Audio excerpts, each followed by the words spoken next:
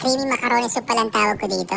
Mas creamy at malapot siya sa typical na sopas na alam mo. Kahit di ka na magkanin dito okay lang, daming sahog Masarap pala to kapag kakainin mo agad habang bagong luto. Lang siya hanggang maging translucent. 5 cloves ng bawang naman, gisahin lang hanggang sa bumango. Sunod ang carrots, ikaw pala bahala sa dami.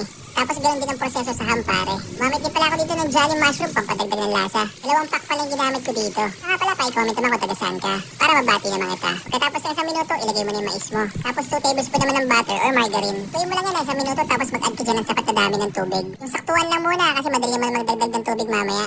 Ilagay mo na yung macaroni, 250 grams yan. Tapos isang karasong chicken cubes. Kapag kumukulo na, ilagay mo na itong cream of mushroom. Tinuna ko pala kalahati niyan sa 1 cup ng tubig. Tapos hayaan mo na siya kumulong kasi lumambot yung macaroni mo. After few minutes, dapat malambot na yan. Mag-add ka ng tubig kung kinakailangan. Tapos syempre, pang finale, itong ibak pare. Takpan at pakulaw mo ng mga 1 minuto. After 1 minute pare, luto na yan. Mag-add ka pala dyan ng patis kung kinakailangan. Pag napaalat naman, pwede ka mag-add ng tubig. Tapos syempre, hindi makompleto ang sopas kung walang itlog pare. Dahon ng sibuyas, chili oil, tapos itong bawang. Tignan mo naman. Parang kahawig niya yung macaroni soup sa isang sikat na fast food resto.